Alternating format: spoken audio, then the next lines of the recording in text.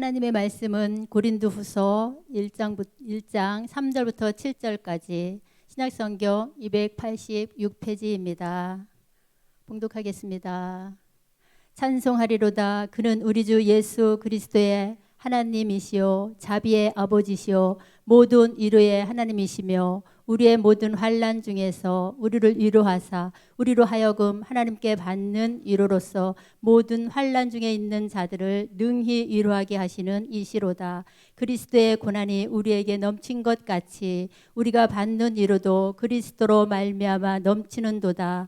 우리가 환난 당하는 것도 너희가 위로와 구원을 받게 하려는 것이요 우리가 위로를 받는 것도 너희가 위로를 받게 하려는 것이니 이 위로가 너희 속에 역사하여 우리가 받는 것 같은 고난을 너희도 견디게 하느니라. 너희를 위한 우리의 소망이 견고함은 너희가 고난에 참여하는 자가 된 것 같이 위로에도 그러할 줄 알미라. 아멘. 저는 오늘 뿌리 깊은 믿음이라는 제목으로 말씀을 나누고자 합니다. 사실 저보다 훨씬 더 이렇게 작물도 많이 길러보셨을 것 같고요. 저보다 훨씬 더 많은 이렇게 식물들을 보셨을 것 같은 우리 성도님들이신데 나무를 보면은요, 그 뿌리가 얼마나 깊은지에 따라서 이 나무의 내구성, 견고함이 달라집니다. 뿌리가 그냥 뭐 이렇게 얼마 내리지 않은 나무 같은 경우는요, 굉장히 약하죠. 이렇게 흔들거리고 뽑으려고 하면 금방 뽑혀요. 제가 이제 아침마다 저희 이제 아들을 어린이집 그 등원시키는 차량까지 이렇게 데리고 가는데요. 요즘 따라 이렇게 말이 막 늘어가지고 아빠 저거 뽑아줘 막 이래요.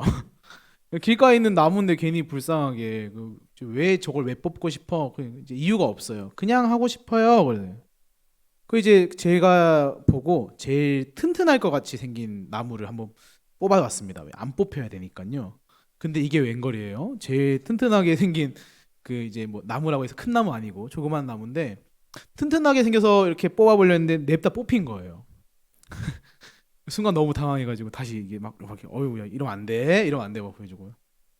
그리고 또 이제 다른 나무가 또 보이는 거죠. 다른 나무는 얇았습니다. 굉장히 이렇게 탁 뽑으려고 하면은 잘 뽑힐 것 같이 생겼던 나무였었어요. 근데 그 나무를 제가 이렇게 막 뽑으려고 해도 안 뽑히는 거예요. 왜 그럴까요? 밑에 뿌리가 어마어마하게 깊은 거예요. 드러나 보이는 것은 이렇게 얇아 보이고 작아 보여도 뿌리가 깊으면 그 나무 뽑히지 않습니다. 그러나 조금 전 말씀드렸던 것처럼 단단해 보여도 뿌리가 약하면 쉽게 뽑힌다라는 거죠. 그래서 저는 오늘 이 믿음이라는 것도 사실은 뿌리가 중요하다라는 거죠. 뿌리가. 우리의 모든 말씀 나누는 우리 모든 성도님들의 믿음이 정말 뿌리 깊은 믿음이 되시기를 간절히 소망합니다. 특별히 오늘 제가 그러한 이제 주제와 말씀을 가지고 고린도후서 말씀을 가지고 왔어요. 고린도후서는 이제 바울이 고린도 교회를 바라볼 때에 여러 가지 안타까움의 문제를 듣고 안타까운 마음을 가지고 편지했던 서신입니다. 고린도 교회가 분쟁이 생기고 막 문제가 생겨가지고 고린도에 가고는 싶으나 갈 수 없으니까 그 당시 할 수 있는 게 편지였던 거예요. 그래서 고린도서를 쫙 쓰는데 정말 바울이 할 말이 많았습니다. 거짓 교사들이 꿰는 이 거짓 교사들의 말 가운데 넘어가는 사람도 많았고요. 그리고 막 사람들이 거짓 교사들 말에 넘어가가지고 바울의 사도됨을 의심하고 막 그랬던 거예요. 그러니까 바울 가운데 할 말이 가득했었는데요. 바울은 오늘 본문을 통해서 가장 첫 번째로 말하는 게 자기의 억울한 것, 자기가 하고 싶은 말이 아니라 오늘 본문이었던 거죠. 그래서 우리가 이제 이 본문을 하나씩 살펴보면서 뿌리 깊은 믿음을 가진 사람은 어떤 삶을 살아가는지, 어떤 믿음의 모습을 지니고 살아가는지를 함께 나눌 수 있기를 소망합니다. 우리가 기억해야 될 뿌리 깊은 믿음의 첫 번째 모습이 있어요. 바로 범사에 감사와 찬양을 드리는 믿음이다라는 거예요. 본문 말씀 1절과 4절 말씀, 우리 고린도후서 1장 3절과 4절 말씀을 제가 읽어드릴게요. 찬송하리로다. 그는 우리 주 예수 그리스도의 하나님이시요 자비의 아버지시요 모든 위로의 하나님이시며 우리의 모든 환난 중에서 우리를 위로하사 우리로 하여금 하나님께 받는 위로로서 모든 환난 중에 있는 자들을 능히 위로하게 하시는 이시로다라고 바울은 서신에서 기록을 해요. 1장입니다. 그리고 3절 4절이면요 제일 처음은 보통 서신을 하면 이제 안부, 문안 인사로 시작을 하고 그 뒤에 첫 번째 나온 얘기인데요. 바울이 말씀드렸잖아요. 하고 싶은 말이 참 많았고 억울한 것도 많았고 서운한 것도 많았어요. 그런데 바울은 그것을 먼저 말하는 게 아니라 뭐 했어요? 찬송하리로다 우리 주 예수 그리스도의 하나님이요. 제일 먼저 바울이 한 거는 하나님을 찬송하는 거예요. 하나님께 감사하는 거예요. 감사의 제목이 있어서 감사하는 게 아니라 범사의 찬양과 감사를 하는 거예요. 그런데 그 습관과 고백이요, 바울을 바울되게 한 줄 믿습니다. 우리 2024년이 시작한 지도 벌써 꽤 많은 시간이 지났어요. 제가 이제 우리 교회에 이렇게 처음 왔을 때 아직도 기억이 나거든요. 눈보라가 막 이렇게 샬샬샬 하고 이 경상도 촌놈이 눈이 이렇게 많이 오는 걸 처음 봐가지고 아이고 이제 뭐 설국에 사는구나 그러면서 올라왔던 게 엊그저께 같은데 벌써 저도 이제 우리 교회 온 지가 1년 다 돼가더라고요. 참 시간이 빠른 것 같습니다. 그런데 참 감사한 것 우리 가운데 다 있으시겠지만요. 하나님께서 2024년도 다양한 일을 경험하게 하셨고 때로는 어려운 일도 아픈 일도 힘든 일도 경험했지만 지금까지 이끌어 주신 그 은혜와 사랑 우리는 기억해야 된다는 거죠. 그래서 그러니까 감사, 그럼에도 감사, 그럴수록 감사, 그것까지 감사. 기억하셨나요? 다시 해드릴까요? 이 네 가지의 감사를 우리가 기억하면서 범사에 감사드릴 수 있는 우리 소양교회 성도님 되시기를 축복합니다. 이 근데 감사와 찬양을 가장 잘 보여준 성경 인물이 한 명 있어요. 우리 잘 아는 인물이 다윗이죠. 다윗은 정말 그 막내 아들로 태어나가지고요. 부모의 사랑과 관심을 잘 받지 못했던 사람이었어요. 잘 부모한테 사랑과 관심을 받는 것보다는 사실 관심 외에 있어가지고 이 다윗이 목동의 삶을 살았던 거예요. 다윗에게 부모가 관심과 사랑이 많았다면은 다윗이 공부를 할 수 있도록 아니 뭐 무술을 막 연마할 수 있도록 지원을 했을 텐데 그 집에 아들내미가 엄청 많았던 거거든요. 그래가지고 다윗이 그러지 못하고 목동으로 막 열심히 살았었던 겁니다. 그런데 하나님께서 그 목동으로 살아가는 다윗에게 사무엘을 보내셔가지고 기름을 붓게 하셨고 왕궁의 하프 연주자가 되게 하셔요. 왕의 하프 연주자죠. 그리고 그것뿐만 아니라 이스라엘의 원수였던 블레셋 장수 골리앗을 물리치는 이 국가적인 영웅으로 그 다윗을 만들어 주셨습니다. 아무도 주목하지 않았던 사람이었었는데 이 아무도 주목하지 않았던 목동에 불과했던 애가 이스라엘의 영웅이 되고 왕궁에 드나드는 존재가 되고 그리고 또 그 왕자와 친구가 되는 사람이 된다니 얼마나 놀랍습니까? 정말 다윗의 그 앞부분만 보면요. 탄탄대로를 걸어갈 것 같은 사람이었었어요. 그런데 우리 잘 아시잖아요. 다윗의 삶이 평탄했습니까? 어려웠습니까? 어려움이 참 많았었어요. 정말 많았었어요. 왕한테요. 정말 자기는 왕을 최고로 섬기고 도와주려 했던 그 왕한테 죽임당할 위기를 숱하게 경험하고요. 왕한테 도망다니다가 세상에 적국에 들어가서 살아남기 위해서 미치광이 노릇을 하기도 했고요. 그리고 살아남으려고 하다 보니까 세상에 어두컴컴한 아주 그냥 습한 그 동굴에 가서 이 칩거하는 삶을 살기도 했던 사람이 다윗입니다. 정말 자존심이요. 높아졌다가 와장창 무너진 거예요. 그러니까 이 얼마나 좌절스러웠을까요, 다윗이. 그러나 다윗은요. 그 좌절스러운 상황 가운데서도 하나님을 찬양합니다. 시편 56편 10절부터 12절까지 말씀을 제가 한번 읽어드릴게요. 내가 하나님을 의지하여 그의 말씀을 찬송하며 여호와를 의지하여 그의 말씀을 찬송하리이다.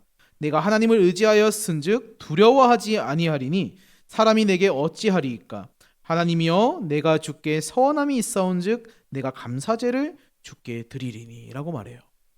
이게 행복한 상황 아주 그냥 괜찮은 상황에서 한 고백이 아니라 어려운 상황에서 한 고백이라는 게 참 대단한 거예요. 그리고 또 다윗의 고백은요 이렇게 끝나지 않아요. 아까 말씀드렸잖아요. 다윗이 도망쳐서 아둘람 동굴 그 컴컴하고 습하고 사람들만 우글우글했던 그 아둘람 동굴에서 다윗은 또 이렇게 고백해요. 시편 57편 7절 말씀입니다. 하나님이여 내 마음이 확정되었고 확정되었사오니 내가 노래하고 찬송하리이다. 참 놀라운 고백 아닌가요? 저도 사람인지라 이렇게 제가 항상 의식적으로 찬양을 들으면서 모든 일을 하고 싶은 마음에 항상 보통 제 이어폰을 꽂고 있어요. 그런데 사람이 사람인지라 찬양을 듣는다고 해서 제가 항상 기쁠까요? 부끄럽지만 그렇지 않더라고요. 찬양을 항상 들어요. 때로는 기분 좋고 싶어서 막 신나는 찬양도 막 들어요. 그러나 사람은 그 노래로 다 완벽하게 되지 않아요. 다만 그것이 저를 붙잡아주는 그래도 힘이 되더라고요. 어려움이 있어요. 힘들 수 있어요. 그러나 그 상황 가운데 내가 뭘 할 거고 내가 무슨 통로를 할 거고 내가 어떻게 나아갈 건지에 따라서 그 불평과 감사가 끝날 것인지 아니면 감사로 바뀔 것인지 아니면 찬양으로 고백될 것인지가 다 바뀐다라는 거예요. 그래서 다윗이요 노년에 자기의 아들 솔로몬을 기억하면서 그 솔로몬을 향한 기도의 찬양을 시편으로 통해서 고백해요. 시편 72편 18절부터 19절까지 말씀. 솔로몬을 향한 기도의 찬양이에요. 읽어드릴게요. 홀로 기이한 일을 행하시는 여호와 하나님 곧 이스라엘 하나님을 찬송하며 그 영화로운 이름을 영원히 찬송할지어다. 온 땅에 그의 영광이 충만할지어다. 자, 지금 제가 솔로몬에 대한 기도의 찬양이라고 해서 솔로몬은 엄청난 축복을 하겠다라고 생각하시는 분 계실 것 같아요. 그러나 그게 아니에요. 우리 사랑하는 자녀들을 위해서 기도할 때도요, 내가 그 자녀들을 마음껏 축복하기 이전에 가장 우리 가운데 선제적으로 이루어져야 될 것은 뭐냐면 하나님을 향한 찬양과 고백인 줄 믿습니다. 이 놀라운 고백이요, 우리의 마음을, 나의 모습을, 나의 언행을 범사의 감사, 범사의 믿음, 범사의 하나님으로 귀결시켜주는 통로다라는 거예요. 어떤 어려움에 빠져서 요즘 살아오고 계십니까? 또 어떤 시험을 겪어서 어려워하고 계십니까? 그러나 우리 기억해야 될 것입니다. 바울이 했던 것처럼요, 다윗이 했던 것처럼요, 내 안에 수많은 내적인 갈등과 어려움이 있어도 우리는 찬양과 감사를 잊지 않을 수 있어야 함을 기억할 수 있기를 축복합니다. 그리고 그 찬양과 감사가, 범사의 찬양과 감사가 우리를 더욱더 그리스도인답게 뿌리 깊은 믿음으로 살아가게 할 수 있는 엄청난 통로임을 기억할 수 있으시기를 예수님의 이름으로 축복합니다. 두 번째 우리가 기억할 말씀을 이제 말씀드릴게요. 두 번째 기억해야 될 뿌리 깊은 믿음 그 모습은요, 말씀을 듣고 배워야 된다라는 것. 그래서 말씀을 듣고 배움으로 진리를 깨달아야 한다라는 겁니다. 사실 말씀은요, 요즘에 너무 홍수 같은 시대예요. 유튜브를 틀어보면은 정말 사실은 설교가 넘쳐요. 그리고 유명한 목사님들 참 많잖아요. 우리 뭐 성도님부터 다 각자 사실은 여쭤보면은 다 저 누구죠 목사님 좋아해요 이렇게 다 있으실 것 같아요. 뭐 저도 그러니까요. 유명한 목사님들 참 많은데요. 그런데 왜 우리는 이 자리에서 김선일 담임 목사님, 또 김태환 목사님, 윤여 목사님, 저 이렇게 목회자들, 우리 교회 목회자들의 말씀을 꼭 들어야 될까요? 다른 이유가 없어요. 유명한 목사님들은요, 각자 자기가 섬기고 있는 교회나 공동체를 향한 설교를 하는 겁니다. 근데 우리는 착각해요. 유튜브에 있는 나와 있는 설교가 내 생각과 비슷하면은 이건 명설교야. 근데 유튜브에 있는 그 설교가 나랑 비슷하지 않으면 이건 틀린 설교라고 얘기할 때도 많아요. 그러나 우리는요, 우리 소양교회 목회자님들께서 준비하는 설교는 철저히 누구를 위한 거예요? 여기 앉아 계신 소양교회 성도님들 한 명 한 명을 생각하면서 준비하는 말씀 아닙니까?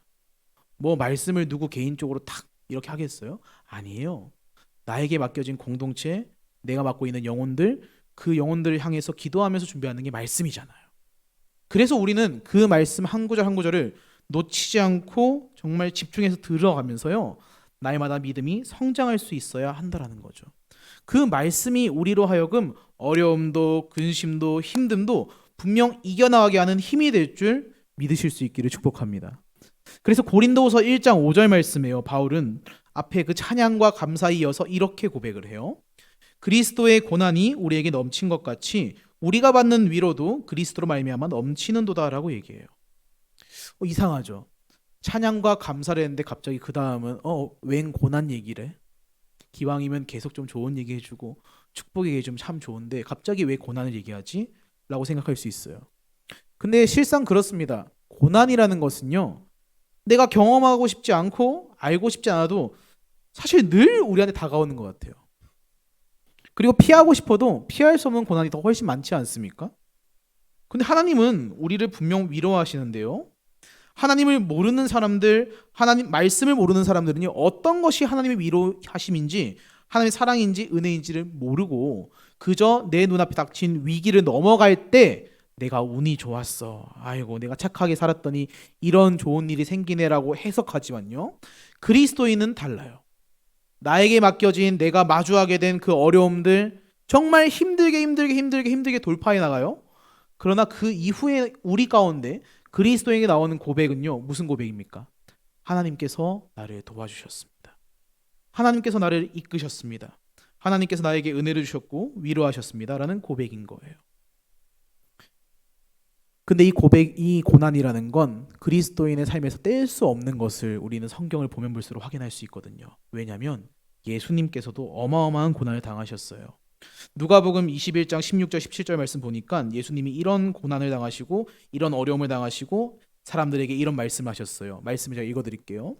심지어 부모와 형제와 친척과 벗이 너희를 넘겨주어 너희 중에 몇을 죽이게 하겠고 또 너희가 내 이름을 말미암아 모든 사람에게 미움을 받을 것이나 라고 말해요. 예수님께서 고향 가셨을 때요, 고향에 있는 사람들이 예수님을 다 환영했을까요? 그러지 않았습니다. 그 나사렛 집에, 나사렛 그 목수 집에 있는 아들내미 아니야? 사람들이 얘기를 해요. 처음엔 신기해요. 그러나 곧 이내 조롱하는 겁니다. 그래서 그 모습을 본 제자들, 많은 사람들 가운데 예수님이 얘기하신 거예요. 부모와 형제와 친척과 벗이 너희를 넘겨주어서 나중에 주님 오실 때 환란이 가득하면은 심지어 너희 중에 몇을 죽이게도 할 수도 있다. 그래 너희가 예수님을 믿는다라는 것으로 좋은 것보다 미움을 받는 게 훨씬 많을 거다라는 걸 말씀하시는 거예요. 또 마태복음 5장 12장 22절에 우리 팔복 말씀 가운데 제일 마지막 말씀, 유명한 말씀이잖아요. 근데 그 말씀이 뭐라고 기억되는지 기억하세요? 제가 읽어드릴게요. 기뻐하고 즐거워하라. 하늘에서 너희의 상이 큼이라. 너희 전에 있던 선지자들도 이같이 박해하였느니라. 믿음의 사람들이 늘 꽃길을 걷고 감사한 길을 걷고 즐거운 길을 걷는 것은 참 저도 원하는 것이지만요, 말씀은 그걸 얘기하지 않아요. 말씀은 믿음 가운데 살아가는 사람들은 정말 그 믿음의 길이 좁고 험난한 길임을 끊임없이 얘기합니다. 그래서 우리는 늘 그 길을 걸어가면서 때로는 괴로워하고 때로는 눈물을 흘리고 때로는 좌절하기도 하고, 그렇지만 우리 아까 처음 기억했던 것 있잖아요. 범사의 감사, 범사의 기도, 범사의 찬양. 그런데 그것으로는요, 내가 동력이 안 생기는 거야. 계속돼야 되는데. 그것이 한 번이 아니라 계속돼야 되는데 그 동력이 안 생기는 겁니다. 그럼 그걸 뭘로 생기는 거예요? 하나님 말씀으로 생기는 거예요. 하나님께서 말씀 주시는 그것이 나를 향한 말씀인 것을 듣고 깨달아서 그 말씀 가지고 내 모습도 점검해보고 나를 돌아보고 또 우리 공동체 가운데 위해서 기도도 하는 그 방향과 길이 될 수 있어야 된다는 거죠. 그래서 시편 말씀 가운데 그런 말씀 있잖아요. 주의 말씀이 내 발의 등이요 내 길에 빛이니이다. 이 놀라운 말씀의 은혜를 누리실 수 있는 성도님들 되시기를 축복합니다. 말씀 한 번 한 번의 자리, 말씀 한 번 한 번의 기회 절대 허투루 넘기지 않으시고 그 말씀이 내 영혼의 동력이 될 수 있기를, 내 믿음의 동력이 될 수 있으시기를 간절히 소망합니다. 그리고 마지막으로 이제 나누고 마치려고 그럽니다.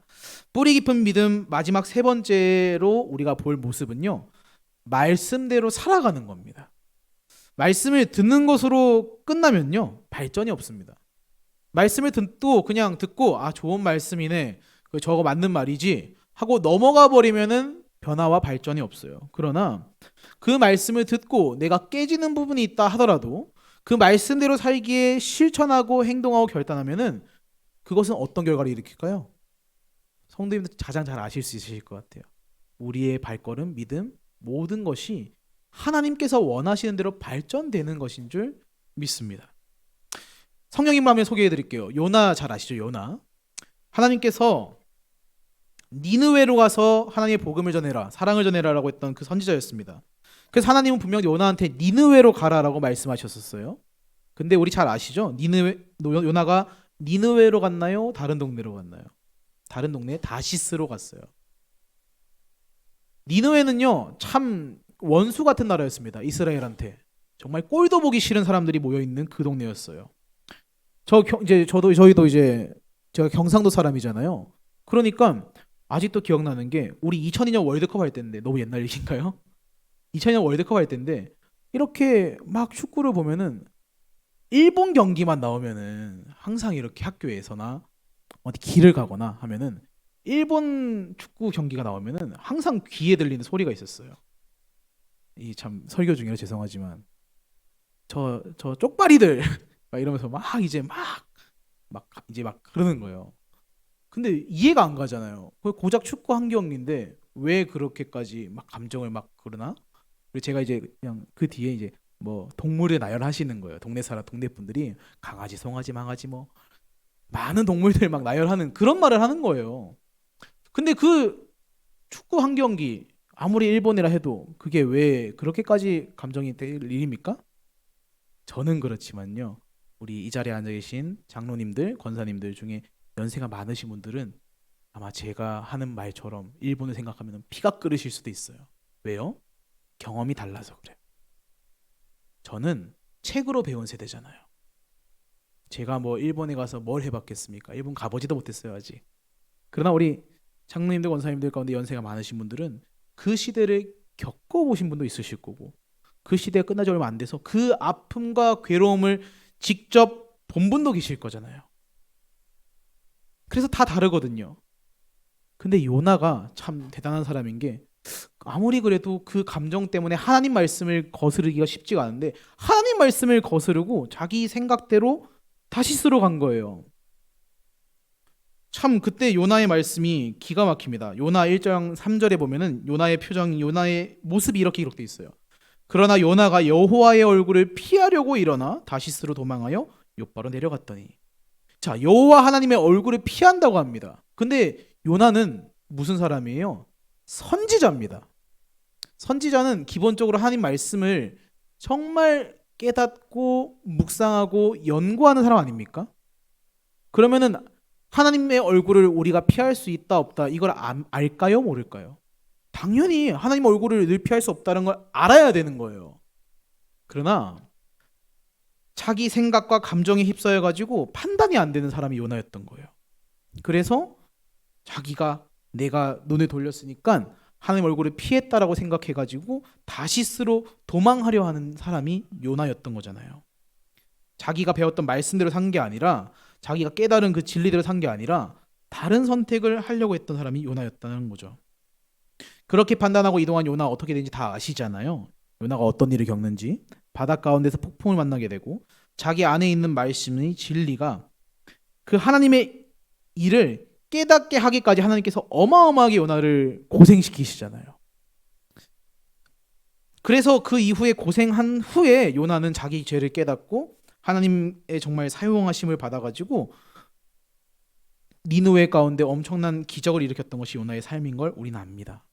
그렇다면은 말씀대로 순종하고 말씀에 따라서 살아갔던 사람은 또 어떨까요? 이번에 한 명만 더 말씀해 드릴게요. 에스더를 잘 아실 거예요. 에스더. 왕후 에스더를 아실 겁니다. 바벨론의 포로로 잡혀왔었지만요, 그는 자신의 삼촌 모르드게를 통해서 돌봄을 받았어요. 그래서 바벨론에 있지만 여호와 신앙, 하나님의 신앙을 교육받고 알아갔던 사람이 에스더였습니다. 그런데 전혀 생각하지 못한 일을 겪었던 거예요. 이 에스더가 자기가 뭐 왕후가 되고 싶어서 됐을까요? 아니에요. 그런데 졸지에 갑자기 왕후가 된 겁니다. 포로로 잡혀왔던 여인이 왕후가 되니까요, 자신의 인생이 정말 180도로 바뀌는 거예요. 옷부터 음식까지 얼마나 많은 게 바뀌겠습니까? 그런데 에스더는요, 방심했으면 혹 넘어갔을 텐데 에스더의 가치, 에스더의 마음 가운데에는 세상이 없었어요. 왜요? 모르드게를 통해서 말씀을 배우고 그 말씀대로 살기를 자기가 결단한 사람이었잖아요. 그래서 에스더가 세상 가운데 마음 두지 않고 정말 믿음의 자녀로서 잘 살아나갔었는데 그 순간에 어마어마한 일이 생겼던 겁니다. 바로 자기를 비롯한 모든 유대인들에게 어려움이 생긴 건데, 왕이 악법을 제정해서 유대인들을 죽이는 꾀임에 넘어간 거예요. 하만이라는 이 아주 나쁜 친구가 왕을 막 구워 삶아가지고 유대인들은 다 박멸시켜야 됩니다라는 악법을 만들어서 땅땅땅 도장을 찍고 공포한 겁니다. 이 악법이 세워졌으니 답이 없어요. 그런데 그 당시에 모르드게가, 에스더의 오빠 모르드게가 에스더한테 이렇게 말합니다. 에스더 4장 14절 말씀인데요. 읽어드릴게요. 이때에 내가 만일 잠잠하여 말이 없으면 유다인은 다른 데로 말미암아 노임과 구원을 얻으려니와 너와 내 집은 멸망하리라. 내가 왕후의 자리를 얻은 것이 이때를 위함이 아닌지 누가 알겠느냐 하니라고 말해요. 왕후의 자리입니다. 어마어마한 권력을 가진 자리예요. 사람들이 이전에 자기가 포로로 있을 때는요, 무시합니다. 조롱해요. 때론 침도 뱉을 수 있어요. 놀려요. 그런 상황 가운데 있던 에스더가 정말 엄청난 일로 변화됐잖아요. 왕후입니다. 아무도 에스더에게 뭐라 하지 못하고요, 아무도 에스더를 터치하지도 못했어요. 그런데 지금 자기 오빠, 친오빠 모르드게는요, 네가 이 자리에 올라간 것이 지금 이때를 위함이 아니냐라는 걸 깨닫게 하는 거예요. 그럼 뭐예요? 네가 나설 때다. 네가 왕의 마음을 돌이키기 위해서 뭐든지 할 때다라는 건데, 에스더 마음 가운데 얼마나 고민이 컸을까요? 내가 어떻게 왕의 마음을 돌려야 되지? 내가 어떻게 하면 왕의 그 노여움을, 왕의 생각을 바꿀 수 있을까? 고민하고 염려됩니다. 근데 아무리 생각해도 그게 떠오를까요? 안 떠오르는 거예요. 무슨 생각 가지고 어떻게 해야 그걸 떠오르겠습니까? 그리고 심지어 그때 법으로는요, 왕이 부르기 전에 아무리 왕후라고 해도 왕 앞에 가면 사형인 거예요. 왕한테 가까이 갈 수도 없는 그 상황이었어요. 근데 에스더가 세상에 이 모르드게의 말에 믿음으로 반응합니다. 에스더 4장 16절 말씀 읽어드릴게요. 당신은 가서 수산에 있는 유다인을 다 모으고 나를 위하여 금식하되 밤낮 3일을 먹지도 말고 마시지도 마소서. 나도 나의 시녀와 더불어 이렇게 금식한 후에 규례를 어기고 왕에게 나아가리니 죽으면 죽으리이다 하니라. 에스더가요, 영적 전쟁을 선포하네요. 영적 전쟁은요, 세상의 전쟁과 준비법이 다릅니다. 세상의 전쟁을 하기 위해서는 잘 먹고 좋은 무기를 갖추고 좋은 갑옷을 갖추는 게 세상 전쟁의 준비예요. 그러나 영적 전쟁은 다르죠. 좋은 무기를 갖추고 좋은 음식을 먹는 게 아니에요. 내 영혼을 더욱더 깨끗하게 만들기 위해, 하나님께서 정말 원하시는 나의 모습을 만들기 위해서 오히려 금식하는 거예요. 왜요? 하나님만 바라보려고요. 그리고 세상의 사람들에게 요청하는 게 뭡니까? 나를 위해 돈을 주세요? 아니에요. 나를 위해서 당신들도 밤낮 3일간 금식하며 기도하라는 겁니다. 그것이 믿음의 방법이었고 그것이 믿음의 길이었는데, 에스더가 이걸 어떻게 알았을까요? 모르드게한테 말씀 배우면서, 말씀 들으면서 깨닫는 거예요. 그리고 그걸 자기가 쉽지 않지만 나 그렇게 살아보겠다라고 지금 결단한 그 모습이 에스더의 모습 아닙니까? 그래서 우리가 잘 알듯이 에스더를 통해서 이 유다인들이 구원받는 은혜가 에스더 성경 가운데 기록된 놀라운 얘기인 거죠. 저는 오늘 뿌리 깊은 믿음을 가지고 사는 사람들의 모습에 대해서 말씀을 나누었습니다. 우리가 정말 범사에 감사와 찬양이 넘쳐야 될 줄 믿고요. 그리고 하나님 말씀을 듣는 그것에 있어서 내가 선택적으로 말씀을 듣는 것이 아니라 우리 가운데 허락된 그 귀한 말씀을 빠짐없이 나에게 주신 하나님의 말씀인 줄 알고 듣고 깨달아야 함을 기억했습니다. 그리고 가장 중요한 것이죠. 우리가 들은 말씀대로 살아가는 것이 뿌리 깊은 믿음을 가진 사람의 모습이고 행동이 될 것을 기억했습니다. 분명 세상은 절대 우리를 가만두지 않습니다. 끊임없이 다양한 방법으로 상상하지 못한 통로로 우리의 믿음을 날마다 흔들어 놓고자 합니다. 그것을 이길 힘은요, 우리 자신한테 있잖아요. 유일한 방법이에요. 뿌리 깊은 믿음인 겁니다. 그래서 우리는 뿌리 깊은 믿음을 가져야 합니다. 어떤 바람에도, 폭풍에도, 어떤 풍랑에도 흔들리지 않는 그런 믿음 말입니다. 범사에 감사와 찬양으로 우리 스스로를 무장하실 수 있기를 축복합니다.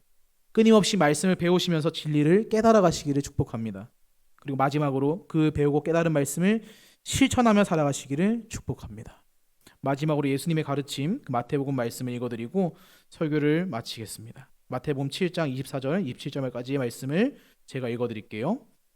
그러므로 누구든지 나의 이 말을 듣고 행하는 자는 그 집을 반석 위에 지은 지혜로운 사람 같으리니 비가 내리고 창수가 나고 바람이 불어 그 집에 부딪히되 무너지지 아니하나니 이는 추추를 반석 위에 놓은 까닭이요 나의 이 말을 듣고 행하지 아니하는 자는 그 집을 모래 위에 지은 어리석은 사람 같으리니 비가 내리고 창수가 나고 바람이 불어 그 집에 부딪힘에 무너져 그 무너짐이 심하니라. 우리의 믿음은 어떠해야 할까요? 그리고 지금 우리의 믿음은 어떠합니까? 기도하겠습니다.